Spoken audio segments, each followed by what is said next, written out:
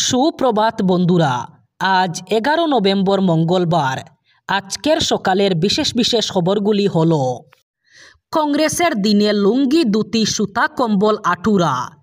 আমাদের দিনে অরুণোদয় ration card 5,000 টাকা। এই ঘোষণা করলেন রাজ্যের মুখ্যমন্ত্রী ডক্টর হিমন্ত বিশ্ব শর্মা।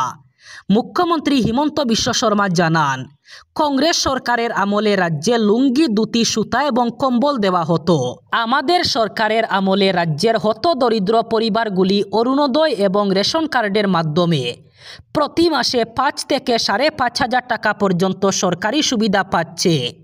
সেই সাথে মুখ্যমন্ত্রী প্রদেশ কংগ্রেস সভাপতি গৌরব গগৈকেও আক্রমণ করেন। মুখ্যমন্ত্রী বলেন, প্রদেশ কংগ্রেস সভাপতি গৌরব গগৈ ছোট বাচ্চা, তিনি রাজনীতি বুঝেন না। গৌরব গগৈ রাজনীতি করতে পারে না। গৌরব গগৈকে বাচ্চা আখ্যা দিলেন মুখ্যমন্ত্রী ডক্টর হিমন্ত বিশ্ব শর্মা। প্রধানমন্ত্রী আবাস যোজনার মতো গুরুত্বপূর্ণ কেন্দ্রীয় প্রকল্পের টাকা লুটের অভিযোগে তুলপাড় দুর্লভচড়া উন্নয়ন খণ্ডের বেটারবন্দ গাঁও পঞ্চায়েত এলাকা। প্রাক্তন গাঁও পঞ্চায়েত সভানেত্রীর স্বামী কেশব দেবনাথের গ্রেফতারির পরই দুর্নীতির বরফ গলা শুরু হয়েছে। বয়ে এতদিন মুখ বন্ধ রাখা ডজন খানেক গ্রামবাসী এখন প্রকাশ্যে মুখ খুলছেন। সূত্রের খবর, সম্প্রতি ওই পঞ্চায়েতের এক দুস্থ মহিলার সরকারি বরাদ্দের 1,30,000 টাকা সরাসরি প্রাক্তন গাঁও পঞ্চায়েত সভানেত্রীর স্বামী কেশব দেবনাথের ব্যক্তিগত ব্যাংক অ্যাকাউন্টে স্থানান্তরিত হয়। এই চাঞ্চল্যকর ঘটনা প্রকাশ্যে আসতেই নড়েচড়ে বসে প্রশাসন। পুলিশ ইতিমধ্যেই কেশব দেবনাথ এবং তার এক সহযোগীকে গ্রেফতার করে জেল হাজতে পাঠিয়েছে। কেবল একজন নয়, গ্রামবাসীদের অভিযোগ, বেটারবন্দ গাঁও পঞ্চায়েতের কমপক্ষে ডজন খানেক দুস্থ পরিবারের প্রধানমন্ত্রী আবাস যোজনার সরকারি ঘরের টাকা লুট হয়েছে। তালিকায় রয়েছেন বেশ কয়েকজন দরিদ্র পরিবার। 2026-এর বিধানসভা নির্বাচনের দিনক্ষণ এখনও ঘোষণার বাকি, কিন্তু গুরুত্বপূর্ণ উত্তর করিমগঞ্জ কেন্দ্র নিজেদের দখলে রাখার লক্ষ্যে বিরোধী কংগ্রেসের টিকিট প্রত্যাশীদের ঘন ঘন জনসভা। এই জনসভা দেখে মনে হচ্ছে বুট দরজায় করা নাড়ছে। তবে কংগ্রেসের গড়ুয়া কুন্দল যেন কিছুতেই পিছু ছাড়ছে না। গত লোকসভা ও পঞ্চায়েত নির্বাচনে গড়ুয়া কুন্দলে তীরে এসে তরি ডুবতে দেখা গেছে কংগ্রেস প্রার্থীদের। এরপরও শিক্ষা হয়নি এই সময়ের শক্তিশালী কংগ্রেস দলের। এবার কিন্তু শাসক বিজেপি এই বিধানসভা কেন্দ্র উদ্ধারের জন্য আদা জল খেয়ে মাঠে নেমেছে। তাদের রণকৌশলে কংগ্রেস কতটুকু টিকে থাকতে পারবে ময়দানে, তা সময়ে বোঝা যাবে। রবিবার বাঙ্গার সমাজসেবী তথা কংগ্রেস টিকিট প্রত্যাশী আহাত তালুকদারের বাড়িতে এক নির্বাচনী জনসভা অনুষ্ঠিত হয়। এতে উপস্থিত কংগ্রেস টিকিট প্রত্যাশী আহাত তালুকদার এবং সমর্থকরা আরেক দলীয় টিকিট প্রত্যাশী জাকারিয়া আহমেদ পান্নার বিরুদ্ধে খুব উগরে দেন। ঠিকাদারি রাজত্ব কায়েম করতে এই কেন্দ্রে আর কাউকে বিধায়ক পদে নির্বাচিত করবেন না জনগণ।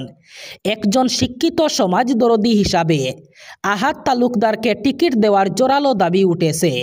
বেঙ্গালুরুর কেম্পেগৌড়া আন্তর্জাতিক বিমানবন্দরের টার্মিনাল 2-এর নামাজ পড়া ঘিরে শুরু হয়েছে নতুন রাজনৈতিক বিতর্ক। কর্ণাটক বিজেপি ঘটনাটিকে উচ্চ নিরাপত্তা জোনে অনুমতিহীন ধর্মীয় কার্যকলাপ বলে দাবি করে রাজ্য সরকার এবং সেই রাজ্যের মুখ্যমন্ত্রী সিদ্ধারামাইয়ার কাছে কড়া ব্যাখ্যা চেয়েছে। বিজেপির মুখপাত্র বিজয় প্রসাদ রবিবার রাতে এক্স হ্যান্ডেলে একটি ছবি এবং ভিডিও শেয়ার করে বলেন, উচ্চ নিরাপত্তা জোনে নামাজ পড়ার জন্য কি ওই ব্যক্তিরা পূর্ব অনুমতি নিয়েছিলেন? যখন আরএসএস যথাযথ অনুমতি নিয়ে পাঠ সঞ্চালন করে তখন সরকার আপত্তি জানায়, অথচ এই ঘটনায় সরকার চুপ কেন? এটি কি নিরাপত্তার জন্য গুরুতর উদ্বেগের বিষয় নয়? সোমবার সংবাদ মাধ্যমকে দেওয়া সাক্ষাৎকারে তিনি আরও বলেন, আমি মুখ্যমন্ত্রী সিদ্ধারামাইয়া এবং আইটি মন্ত্রী প্রিয়াঙ্ক খার্গের কাছে জানতে চাই, তারা কি এই ঘটনার অনুমোদন দিয়েছেন? এমন একটি সংবেদনশীল জায়গায় এই কার্যকলাপের অনুমতি দেওয়া হলো কিভাবে? কেন এই দ্বৈত মানদণ্ড? তিনি বলেন, বেঙ্গালুরুর বিমানবন্দরের টার্মিনাল 2-এ কঠোর নিরাপত্তা থাকে, তবুও পুলিশ ও নিরাপত্তা কর্মীরা কাউকে বাধা দেয়নি। এটি প্রমাণ করে কংগ্রেস সরকার এক বিশেষ সম্প্রদায়কে তুষ্ট করার রাজনীতি করছে। অসম মন্ত্রিসভায় পাশ হয়ে গেল বহুবিবাহ প্রতিরোধ বিল। বহু বিবাহ করলে সর্বোচ্চ 7 বছর কারাদণ্ড প্রস্তাব করা হয়েছে এই বিলে। এছাড়াও বহু বিবাহের ফলে যেসব মহিলা ক্ষতিগ্রস্ত হয়েছেন তাদের জন্য তহবিল তৈরির প্রস্তাব রয়েছে। আগামী বছর বিধানসভা নির্বাচনের আগে বহু বিবাহ নিষিদ্ধ বিল মাস্টার স্ট্রোক হতে চলেছে হিমন্ত বিশ্ব শর্মা সরকারের পক্ষে, এমনটাই মত রাজনৈতিক বিশ্লেষকদের। গত মাসেই সাংবাদিকদের মুখোমুখি হয়ে হিমন্ত জানিয়েছিলেন লাভ জেহাদ, বহুগামিতা এবং বৈষ্ণব সত্রদের সুরক্ষা সম্পর্কিত 3টি ঐতিহাসিক বিল আনা হবে বিধানসভায়। এই প্রস্তাবগুলি মন্ত্রিসভায় আলোচনা করা হবে। তাই প্রথমেই অসমের মন্ত্রিসভায় বহুগামিতা বিরোধী বিল পেশ করা হলো। সোমবার সকালে অসমের মুখ্যমন্ত্রী জানান, বহু বিবাহ নিষিদ্ধ করতে প্রস্তাবিত বিলে ক্যাবিনেট সম্মতি দিয়েছে। চলতি মাসের 25 তারিখ এই বিল পেশ হবে বিধানসভায়। হিমন্ত বিশ্ব শর্মা যতদিন জীবিত রয়েছে ততদিন কেউ অসমের নেপাল সদৃশ পরিস্থিতি সৃষ্টি করতে পারবে না। অসমকে যারা নেপাল করতে চান তাদের বুড়ো আঙ্গুল দেখিয়ে এই হুমকি দেন মুখ্যমন্ত্রী হিমন্ত বিশ্ব শর্মা। তিনি বলেন, আমাদের মধ্যে কেউ কেউ বলেন অসমকে নেপাল করে দেব। আপনারা বলুন, নেপালে জেনজেড আন্দোলনের পর কতজন ডাক্তার হয়েছেন? নেপালে ভাঙচুর হওয়া দোকানপাট মেরামতে কার অর্থ খরচ হয়েছে? নেপালে এই বিপ্লবের পর তক্ষশিলা, নান্দালার মতো বিশ্ববিদ্যালয় নির্মাণ হয়েছে।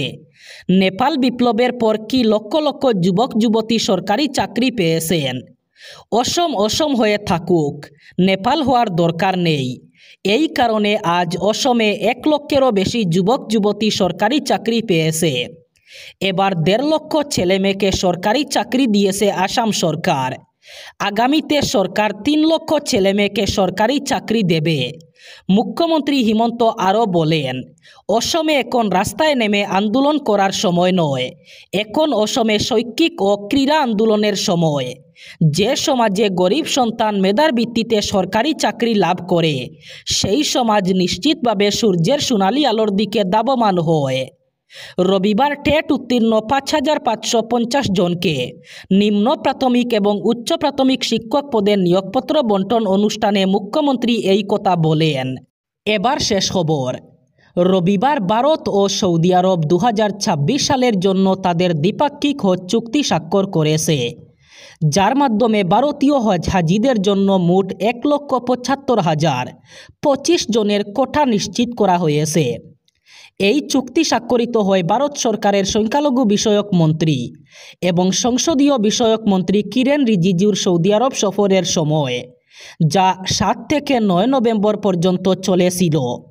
চুক্তিটি সৌদি আরবের মক্কা শহরের জেদ্দায় কিরেন রিজিজু এবং সৌদি আরবের হজ ও উমরা মন্ত্রী ডক্টর তাওফিক বিন ফাওজান আল রাবিয়ার সঙ্গে দ্বিপাক্ষিক বৈঠকের পর স্বাক্ষরিত হয়। উভয় পক্ষ 2026 সালের হজের প্রস্তুতি পর্যালোচনা করে এবং ভারতীয় হাজিদের জন্য আরও উন্নত সমন্বয়, লজিস্টিক্স এবং সুবিধা উন্নত করার উপায় নিয়ে আলোচনা করে। একটি পোস্টে কিরেন রিজিজু বলেন, ভারত সৌদি আরব সম্পর্ক আরও গভীর করার একটি গুরুত্বপূর্ণ পদক্ষেপ। ডক্টর তাওফিক বিন ফাওজান আল রাবিয়ার সঙ্গে দ্বিপাক্ষিক বৈঠক এবং হজ চুক্তি স্বাক্ষরিত হয়েছে। 2026 সালের জন্য ভারতীয় হাজিদের জন্য 1,75,025 জনের কোটা নিশ্চিত করা হয়েছে। তাদের আলোচনা উভয় দেশের মধ্যে একটি নিরাপদ, সহজ এবং আধ্যাত্মিকভাবে পরিপূর্ণ হজযাত্রা নিশ্চিত করার প্রতিশ্রুতি পুনর্ব্যক্ত করেছে।